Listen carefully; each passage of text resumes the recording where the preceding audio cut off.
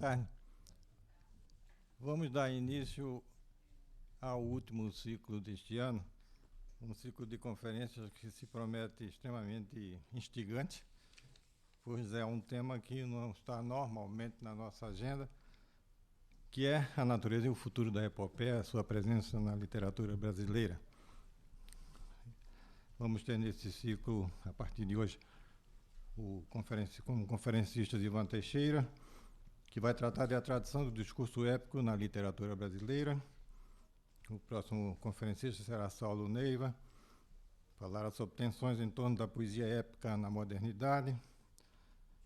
No dia 4 de dezembro teremos José Arthur Gianotti falando sobre épicos brasileiros na contemporaneidade, ou da contemporaneidade. E, finalmente, a 11 de dezembro, Antônio Carlos Sequim falará sobre Dois Cavalos da Inconfidência, a voz antiépica de Cecília Meirelles.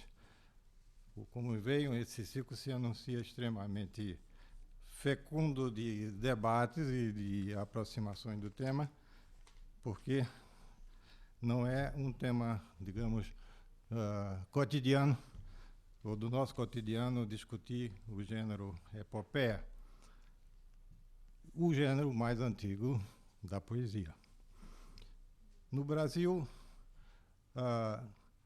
vamos ter a oportunidade, já na próxima conferência, de abordar a questão da atualidade da epopeia.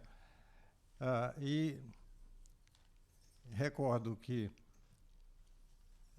entre os exemplos de epopeia que foram oferecidos, por assim dizer, ao público brasileiro nos últimos anos, temos nos últimos 30 anos, que eu reduziria até para 10, 4 exemplos de epopeias que certamente serão discutidos aqui nesta mesa.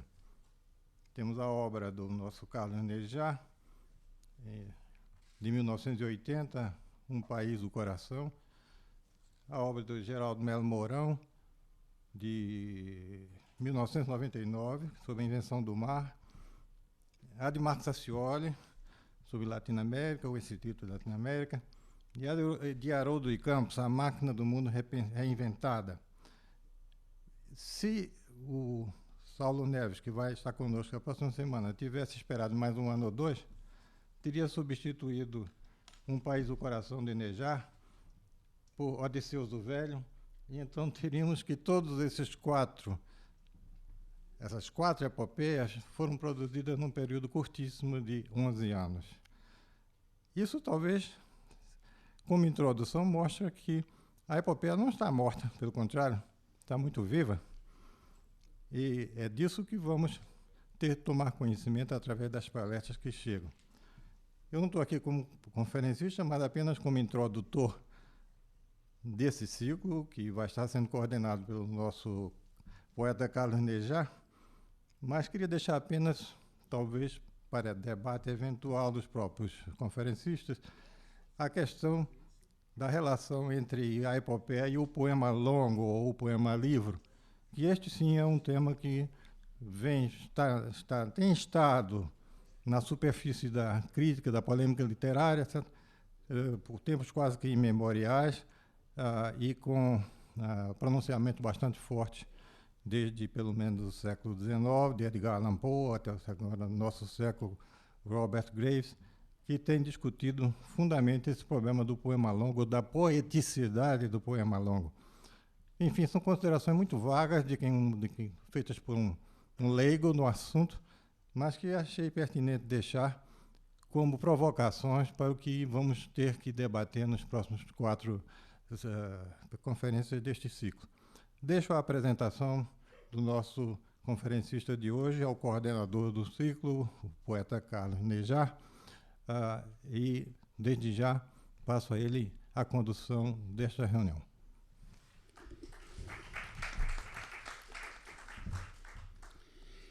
Eu quero saudar aqui o nosso secretário-geral, acadêmico e escritor, Geraldo Holanda Cavalcante, o Domício Proença Filho, que está ali, é o segundo secretário da nossa academia. Eu quero saudar cada um dos acadêmicos também a presença aqui deste público e, de uma maneira especial, este crítico e mestre de literatura, que é Ivan Teixeira. O seu currículo é longo, eu não vou poder lê-lo pelo tamanho, mas não deixarei de frisar obras importantes que escreveu e que já fazem parte do patrimônio da nossa melhor crítica. Ele é professor livre docente de literatura brasileira na ECA, Universidade de São Paulo. Foi professor titular da mesma disciplina na Universidade do Texas, em Austin, Estados Unidos. Escreveu, entre outros livros, Apresentação de Machado de Assis, Mecenato Pombalino e Poesia Neoclássica, que é um livro hoje fundamental. Por esse último, ganhou o Lazy Book Prize dos Estados Unidos, o Prêmio Jabuti de 2000. Seu último livro, O Altar e o Trono, Dinâmica do Poder em O Alienista, ganhou o Prêmio José Hermínio de Moraes desta casa no ano passado. Há um livro ainda que não está aqui, mas que eu recordo como muito importante, é Basílio da Gama, que foi publicado pela USP, com introdução de Ivan Teixeira e o texto de Uruguai de Basílio da Gama. E prepara uma edição das obras de Cláudio Manuel da Costa para a nossa academia. Sua linha de pesquisa funda-se em perspectiva histórica e retórica da literatura. Eu quero dizer que Ivan Teixeira é não apenas um crítico que lida com a literatura, mas a sua perspectiva é das mais agudas na crítica contemporânea. E é um privilégio poder apresentá-lo hoje aqui, nesta academia. Eu passo a palavra a ele, nesse momento.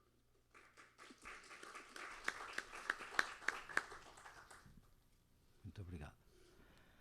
Bom, claro, eu tenho que agradecer o convite feito pelo segundo secretário, Domício Proença, e agora também para o primeiro secretário, Geraldo Holanda Cavalcante, imensamente grato pela presença, e essas palavras tão amáveis do coração, sem dúvida, de Carlos Nejar, a quem eu agradeço também a oportunidade, mais uma vez, de vê-lo nessa mesa, e com muito ex-corde, de verdade, todos os acadêmicos se esforçaram por me prestigiar, também os outros amigos e, enfim, toda a audiência que nesse dia chuvoso se deslocou até a academia. Muito obrigado pelo convite, fico muito honrado com as palavras do Nejar, agradeço de coração, e vamos ao texto então. Eu pus um nome provisório nesse texto, escrito especificamente para essa finalidade, de Repertório Cultural e Forma Artística, na prosopopeia e em O Uruguai. Os tratadistas do antigo regime definem a epopeia como uma forma de ficção histórica. Com isso, insinuam que o núcleo conceitual do poema consiste na imitação de ações extraídas do discurso da formação dos povos, com ênfase em suas guerras, aventuras, viagens, lendas e tradições. Sendo invenção artística da totalidade, a epopeia inclui em seu repertório temático tanto as leis da organização do espaço público quanto às regras da coesão familiar. Os afetos típicos da epopeia incluem não só a fúria e o ímpeto guerreiro, mas também a moderação e a ternura.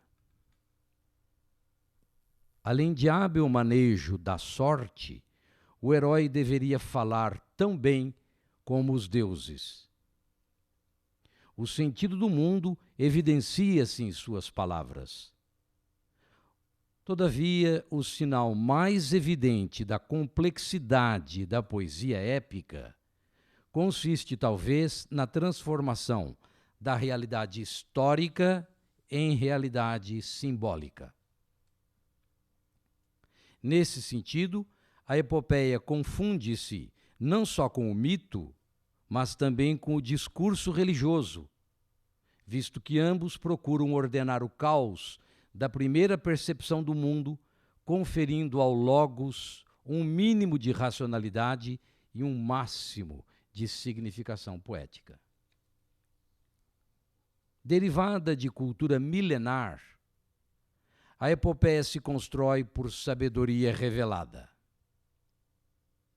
Torna-se difícil hoje vislumbrar com precisão qual teria sido o sentido do vocábulo musa nos poemas antigos. Mas talvez se possa imaginar que se associasse a um sistema de crenças em que tanto o talento quanto a inspiração exerciam um papel primordial. Resultou daí o conhecimento pleno do homem, porque a poesia épica não fala apenas da guerra, senão também do amor, do ódio, do trabalho, da vontade, da persistência, da fama e das relações com o eterno.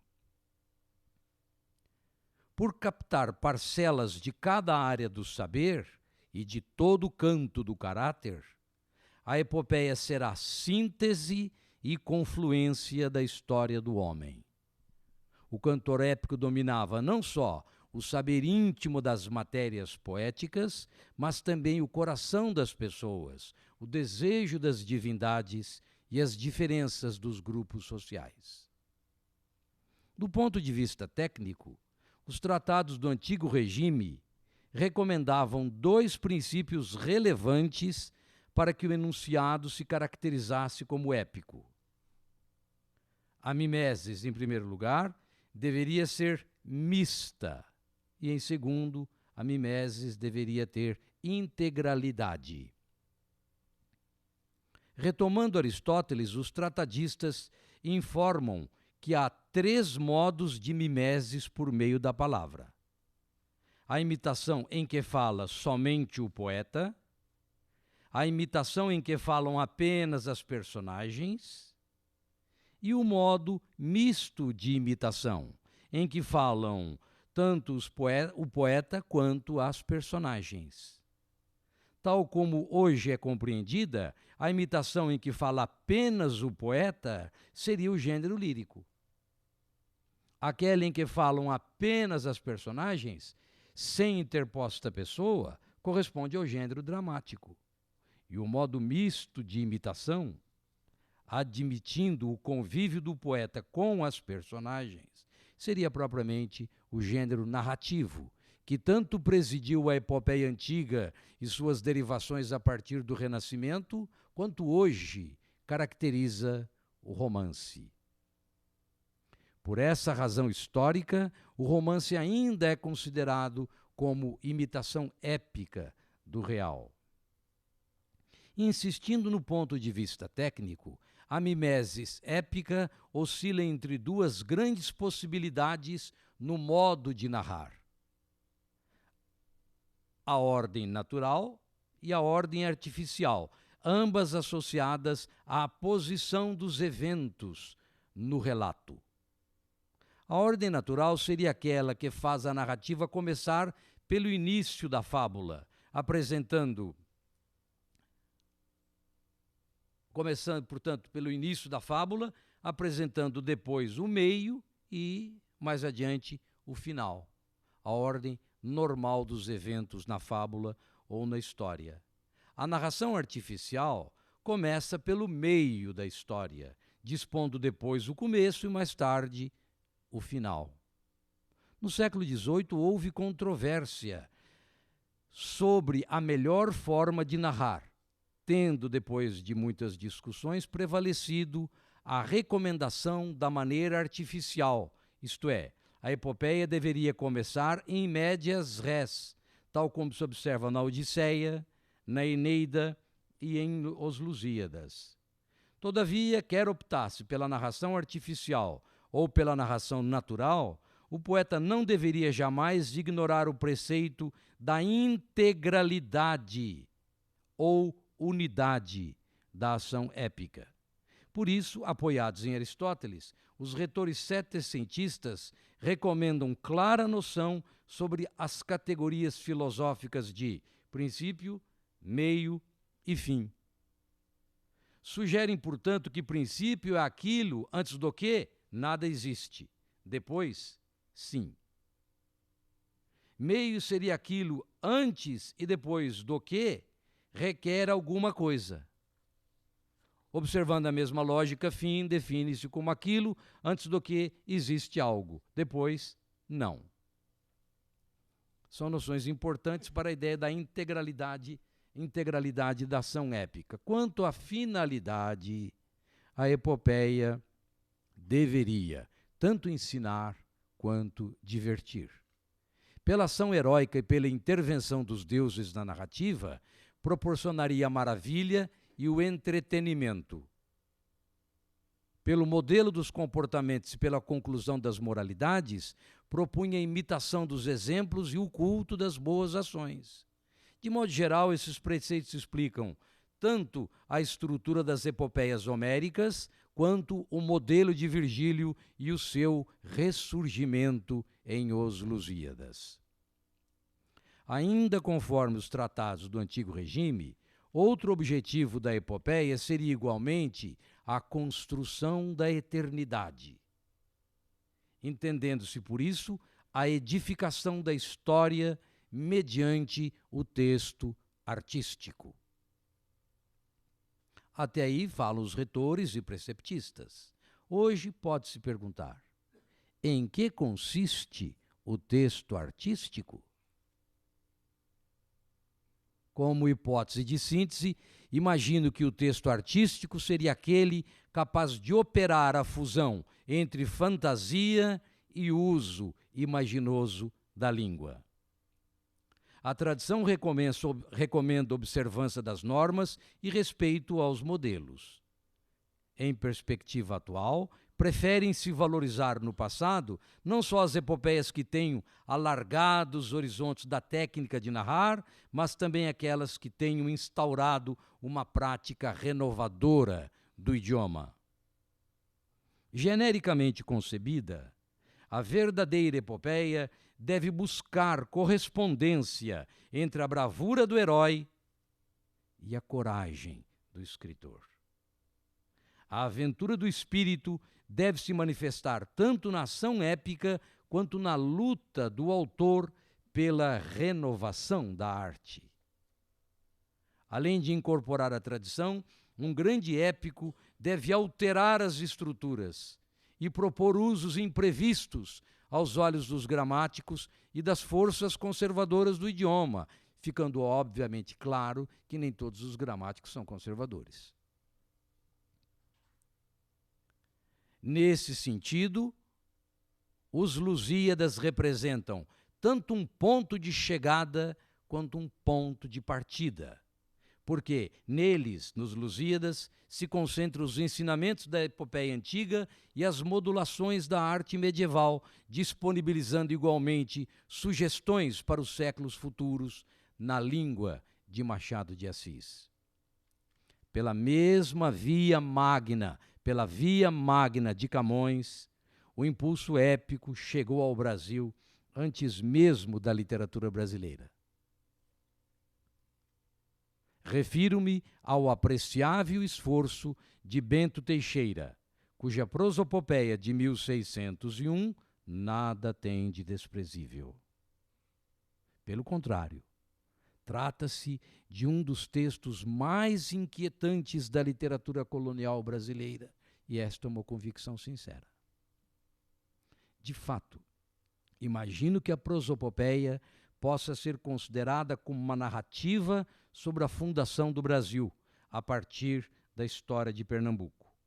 Todavia, o sopro da invenção artística, vindo da mesma fonte camoniana, talvez tenha se concentrado com mais vigor e mais imprevisibilidade em O Uruguai, publicado por José Basílio da Gama em 1769, em Lisboa, quando o poeta tinha 28 anos de idade.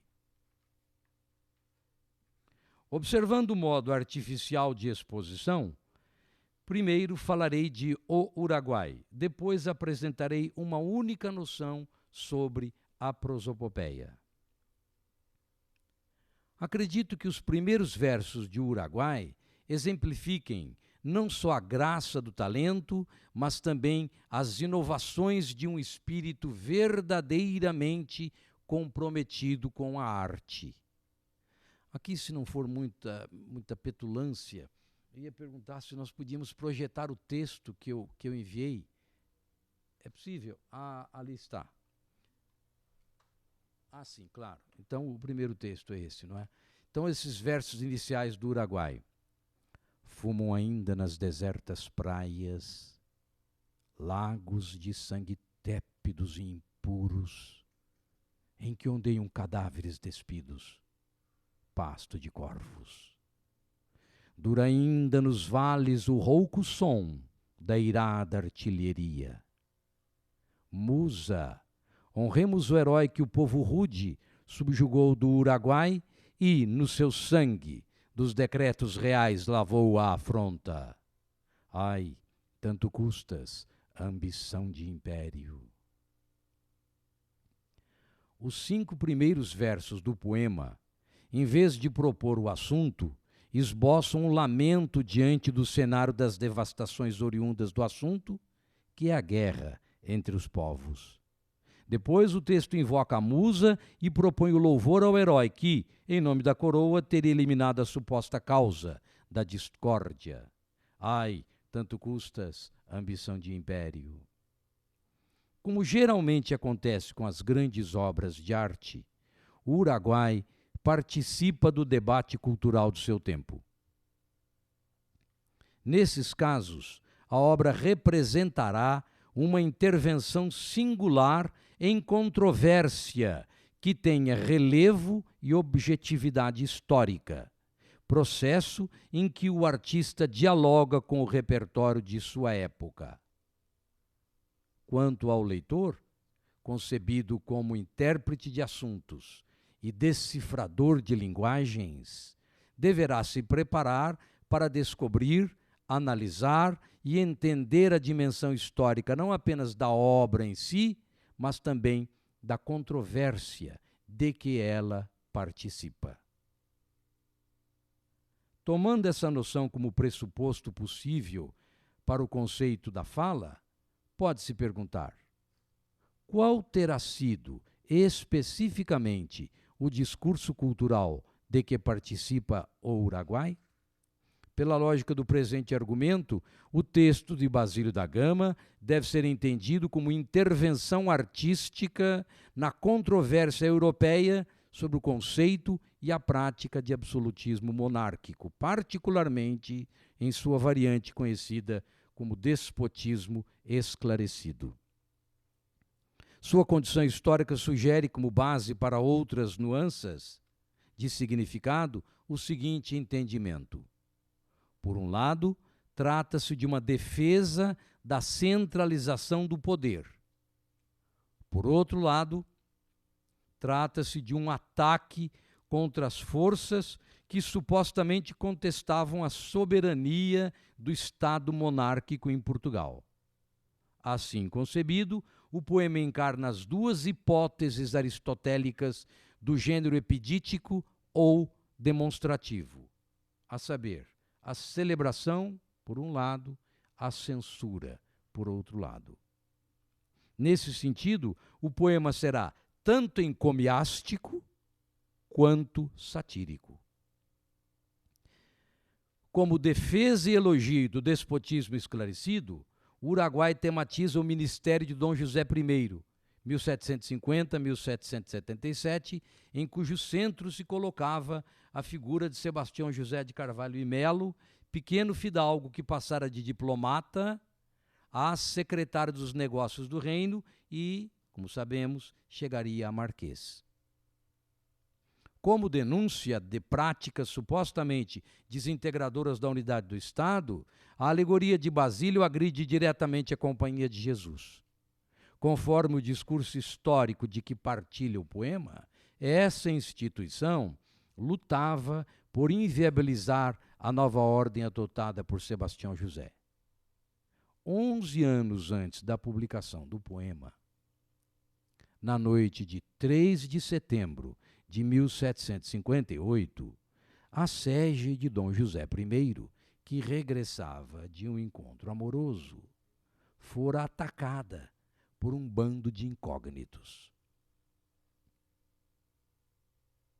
Atingido por tiros de bacamarte, o monarca, Dom José I, só se restabeleceria 3 meses depois do atentado. Imediatamente, Sebastião José, então apenas secretário dos negócios do reino, instaurou um processo que não tardou em acusar, prender e condenar centenas de pessoas, quase todas ligadas a 3 famílias da velha nobreza em Portugal: os Aveiros, os Távoras e os Atouguias. Em menos de 6 meses, 10 dos condenados foram submetidos à tortura pública, esquartejados e queimados. A diretriz mercantilista e burguesa de Pombal, suporte para a teoria regalista, ameaçava os hábitos tradicionais da nobreza conservadora. Insatisfeito com o crescente prestígio do ministro perante o monarca, José Mascarenhas, duque de Aveiro e mordomo do rei, teria planejado o regicídio para, com isso, destruir o novo ministério e preservar a estabilidade da alta nobreza. Por outro lado, para favorecer motivos de natureza política, Sebastião José acusou os jesuítas de participação na conjura contra o rei. Um ano após o atentado, em setembro de 1759, portanto 10 anos antes do Uruguai, o ministro decretou o confisco dos bens da Companhia de Jesus e expulsou todos os seus membros do Império Português, metrópole e colônias. Depois, Sebastião José empenhar-se-ia, olha a mesóclise, não é? Depois, Sebastião José empenhar-se-ia na extinção da ordem perante o Vaticano. E isso, de fato, veio a ocorrer em 1773. Para ultimar tamanho projeto político da eliminação dos jesuítas como ordem religiosa, o ministro produziu um contundente discurso doutrinário, histórico e artístico contra os jesuítas, cujo núcleo conceitual desse discurso doutrinário se encontra nos 3 enormes volumes da Dedução Cronológica e Analítica de 1765. O Uruguai, penso eu, deve ser entendido como uma espécie de frase, a única talvez realmente elegante e concisa desse longo discurso. Tal como Shakespeare, o jovem poeta do Brasil soube converter política em poesia. De fato, Basílio apropria-se do discurso doutrinário instituído pela campanha pombalina, mas excede as limitações históricas do assunto e atinge elevados índices de intensidade poética, sobretudo no que diz respeito à concisão, à brevidade e à insinuação rítmica dos versos. Do ponto de vista histórico, o assunto do Uruguai não será propriamente a guerra guaranítica, mas uma versão política e poética dessa guerra. Tal versão envolve o elogio do governo ilustrado, como disse antes, e a denúncia da catequese jesuítica.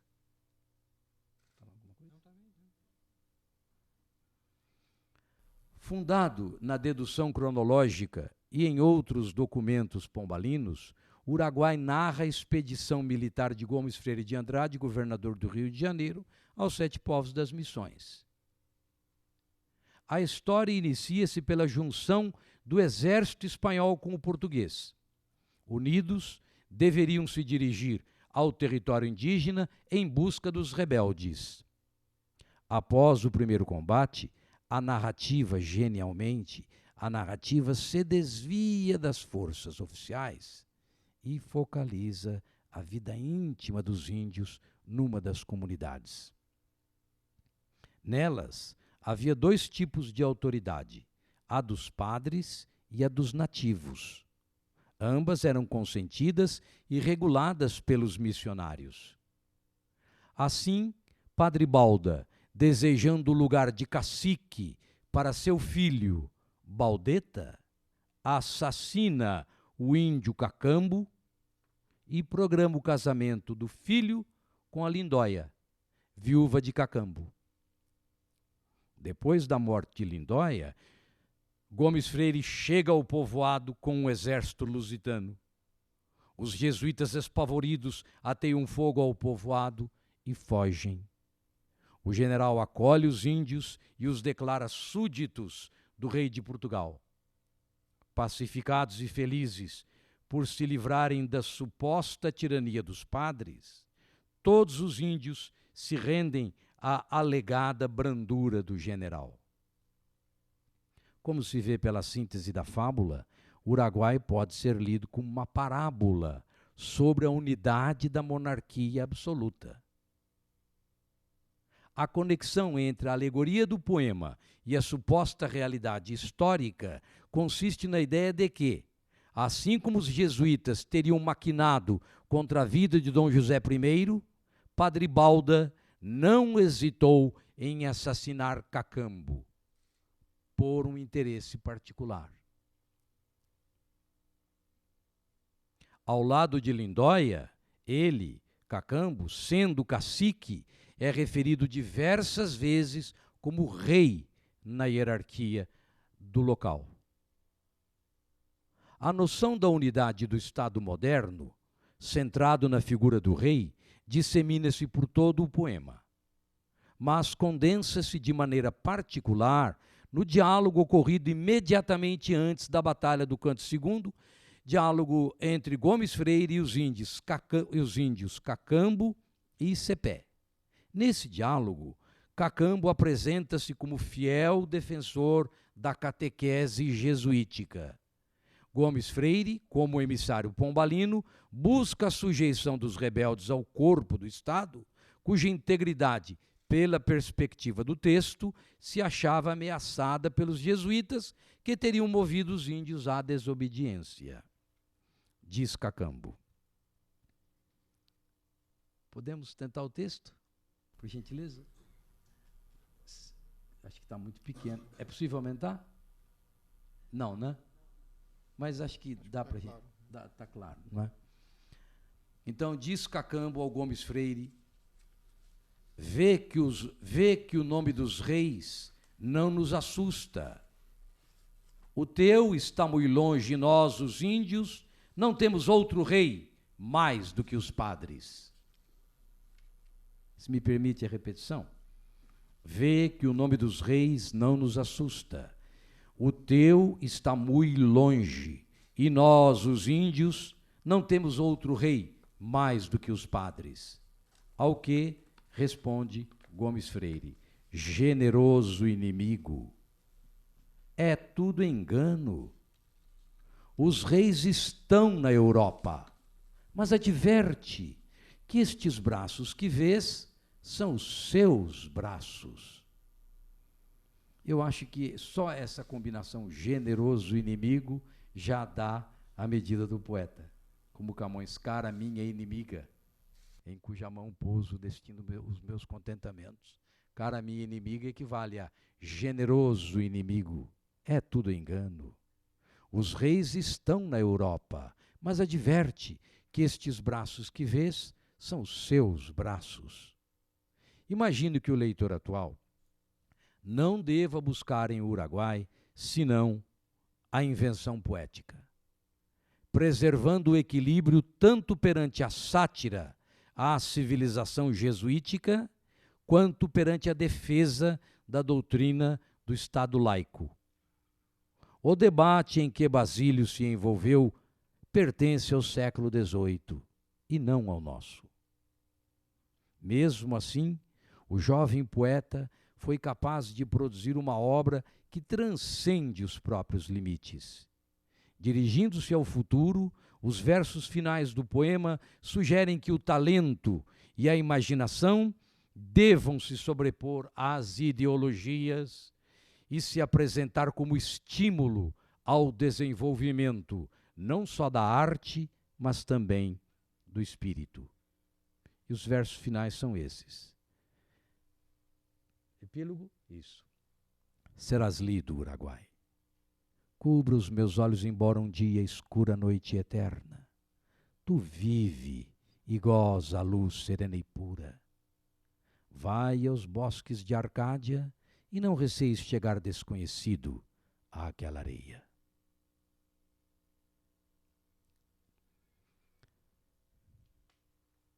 Retomando a prosopopeia, para terminar esta tediosa fala em 3 minutos mais,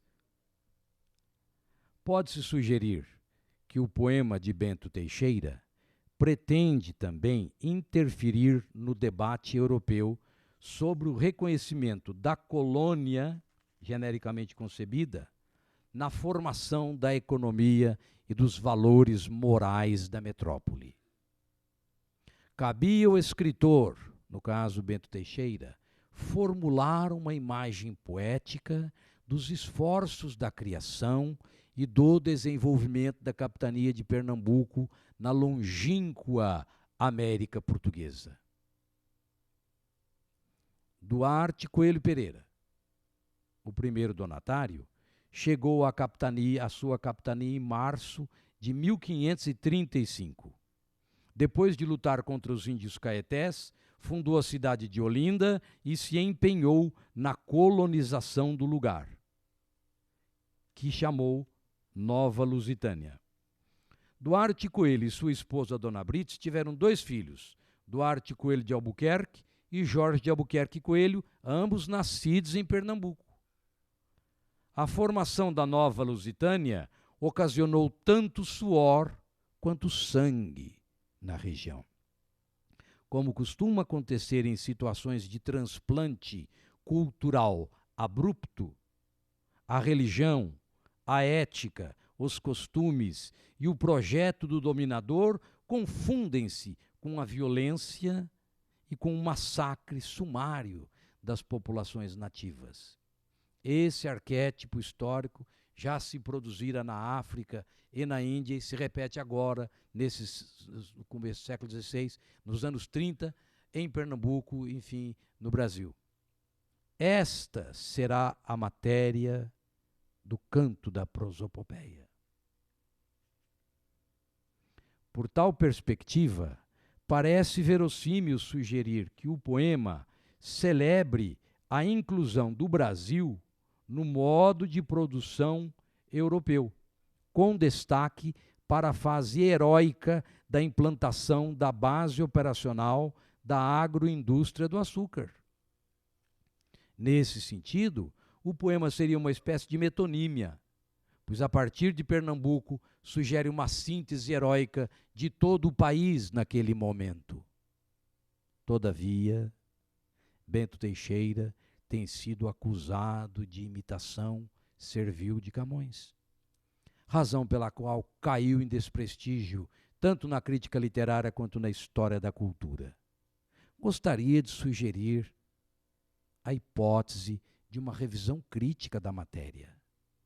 Assim como a história interpreta a colonização do Brasil como projeção da empresa mercantilista de Portugal, O poema de Bento Teixeira, sendo celebração da primeira grande vitória desse empreendimento, deve ser entendido como suporte, como parte do discurso de exaltação poética às grandes navegações.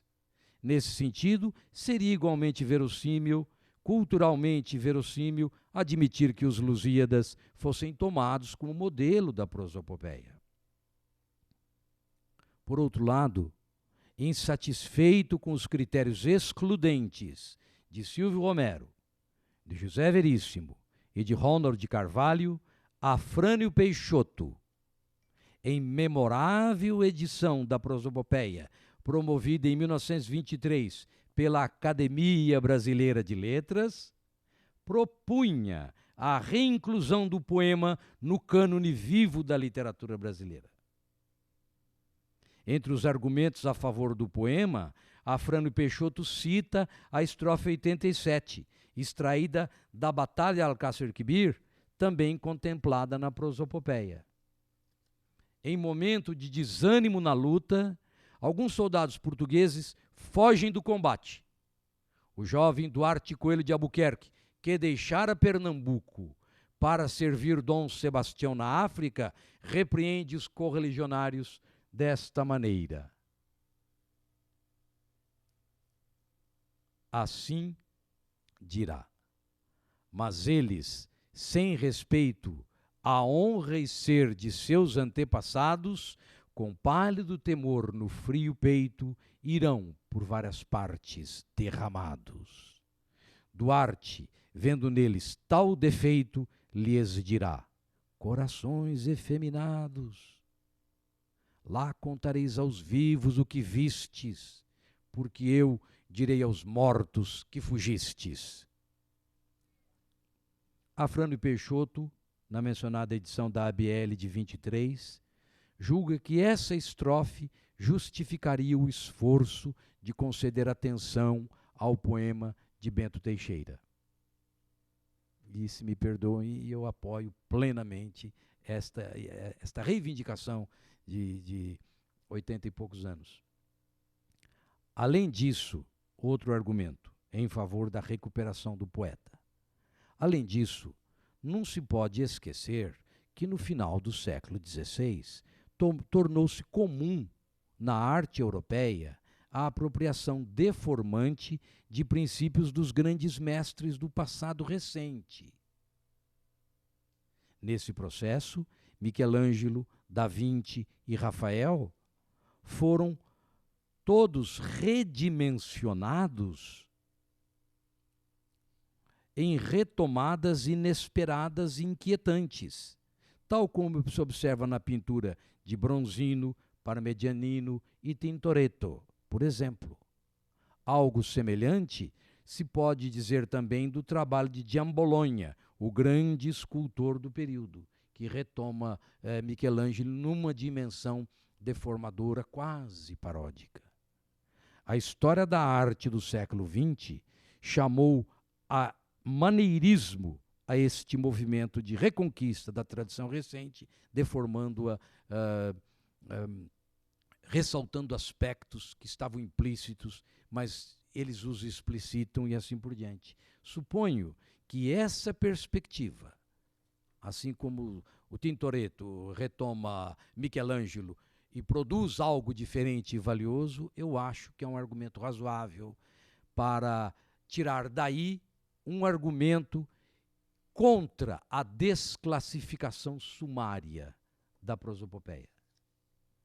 No canto sexto dos Lusíadas, há uma descrição minuciosa de Tritão, o monstro marinho que funciona como mensageiro de Netuno. Em seu retrato, Camões imagina uma casca de lagosta que a entidade usava como gorro.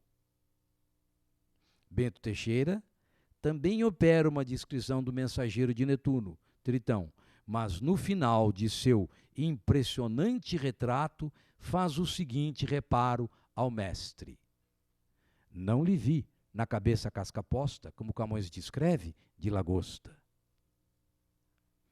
Se Se o Afrânio Peixoto ficou tão apaixonado pela estrofe 87, essa estrofe número 10 mostra que a prosopopeia não é desprezível, no mínimo. Não lhe vi na cabeça casca posta, como Camões descreve, de lagosta. Tem esse bérbato maluco. E a questão da pronúncia, não é verdade? Talvez a gente devesse ler, não lhe vi na cabeça casca posta, como Camões descreve, de lagosta. Se a gente ler como posta, não dá a rima. Não lhe vi na cabeça casca posta, como Camões descreve, de lagosta. Esse será talvez momento crucial para o entendimento do nexo entre o modelo e a imitação. Em vez de cópia servil, de Camões, talvez se pudesse sugerir que o poema se aproxime antes da paródia, entendida como deformação deliberada do sublime modelo da metrópole para uso prático na colônia. Muito obrigado.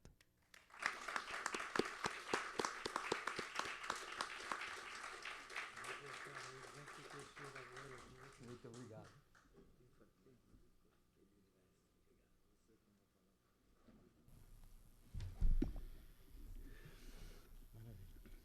Muito obrigado.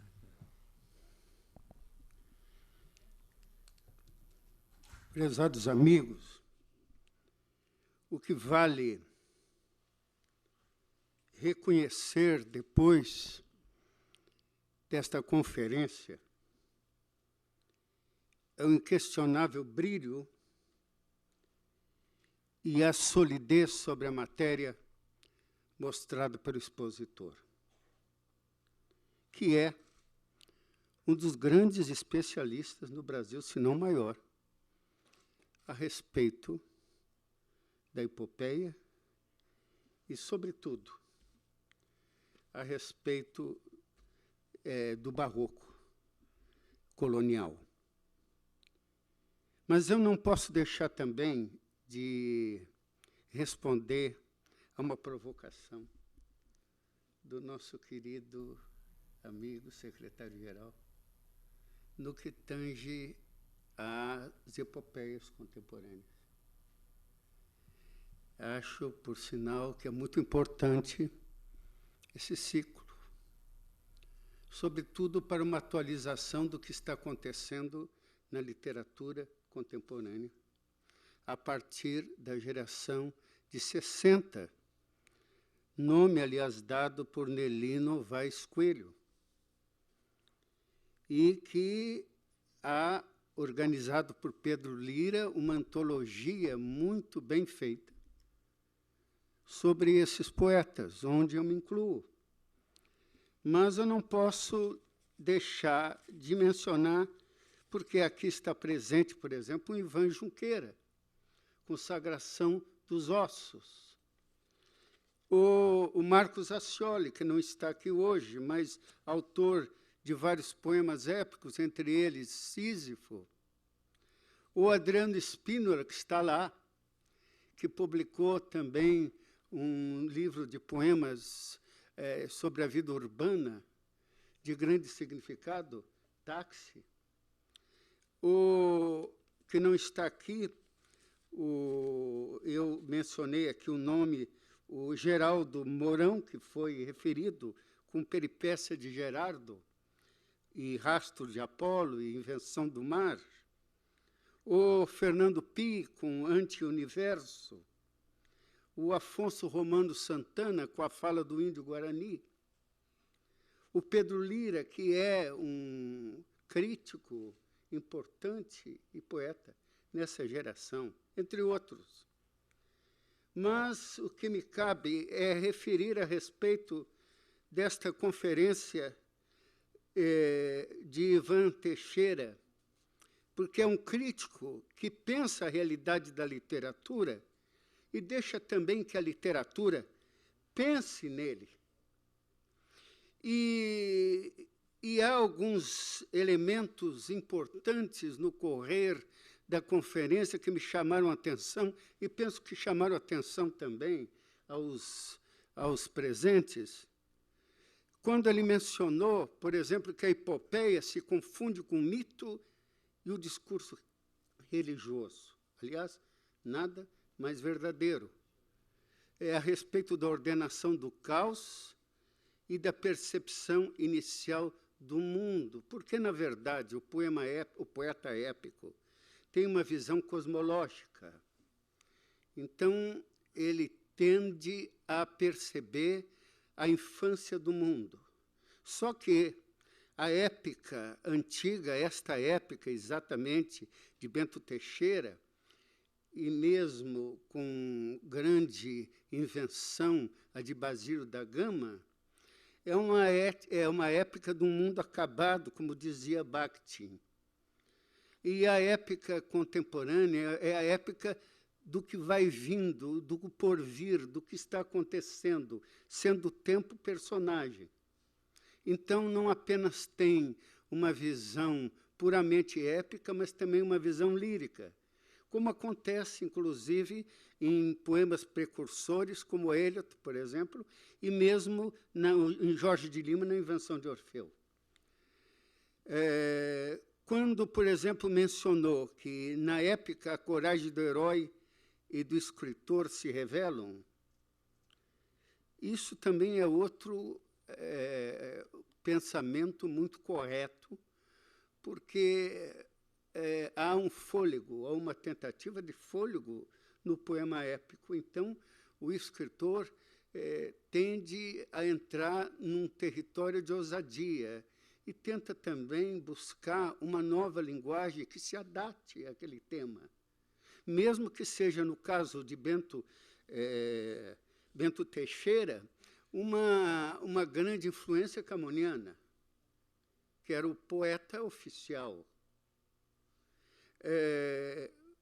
Quando refere, por exemplo, que Basílio da Gama converte política em poesia, é importante isso, mas é muito mais importante o que disse adiante, quando refere que o gênio de Basílio superou todas as circunstâncias, todos os liames políticos da época, e se tornou sem tempo. Tanto que o nosso Machado de Assis considerava Basílio da Gama o maior poeta do grupo mineiro. O que importa não é apenas o que sucede de reminiscências do tempo. O que importa é o que supera o tempo.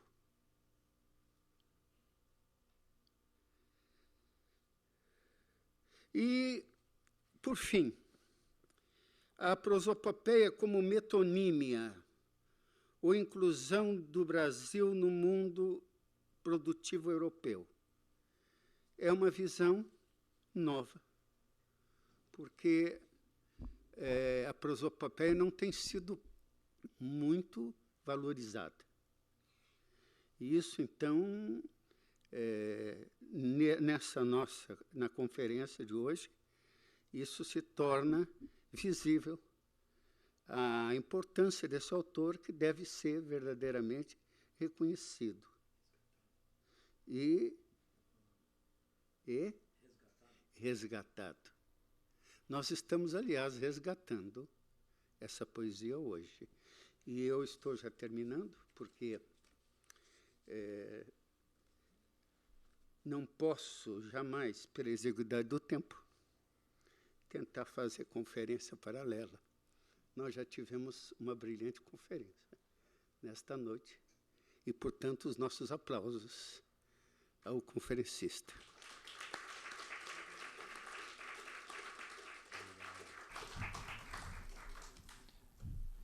O nosso querido coordenador me precedeu com a palavra que eu queria aplicar exatamente ao resultado dessa magnífica conferência que ouvimos de Ivan Teixeira. Devemos resgatar, sim, Bento Teixeira.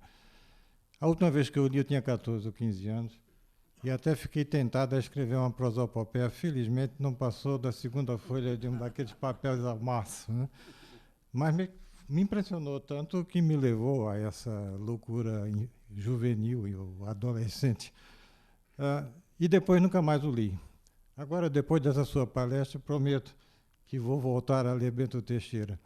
E me surpreende, e digo isso, as suas citações de Bento Teixeira me animam mais ainda a fazê-lo, porque eu vejo uma força lírica muito grande naqueles trechos que foram citados. E um dos grandes méritos, segundo alguns mestres do poema longo, são os poemas líricos que estão inseridos dentro dele. De modo que fico muito grato. Acho que foi uma excelente conferência e, sobretudo, uma magnífica provocação a que resgatemos um nome importante da literatura brasileira.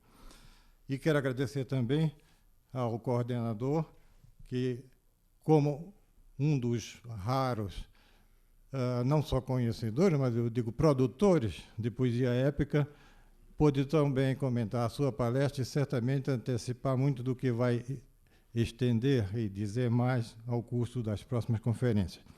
Antes de terminar, quero convidar a todos para a próxima conferência deste ciclo, no dia 27 de novembro, terça-feira, às 17h30, sobre a epopeia revitalizada. O conferencista será Saulo Neiva e o tema será Tensões em torno da poesia épica na modernidade. O outro evento, que se seguirá 2 dias depois, no dia 29 de novembro, na quarta-feira, às 17h30, para o qual estão todos convidados, é também o último evento da série Brasil-Brasis, Seminário Brasil-Brasis. Desta vez o tema será Jogos e Educação, Presente e Futuro. E a coordenação será, como sempre, do acadêmico Domício Proença Filho. Estão todos convidados, agradeço a presença, lamento que a chuva tenha prejudicado em muito a assistência a uma conferência tão importante e encerro esta sessão. Muito bem.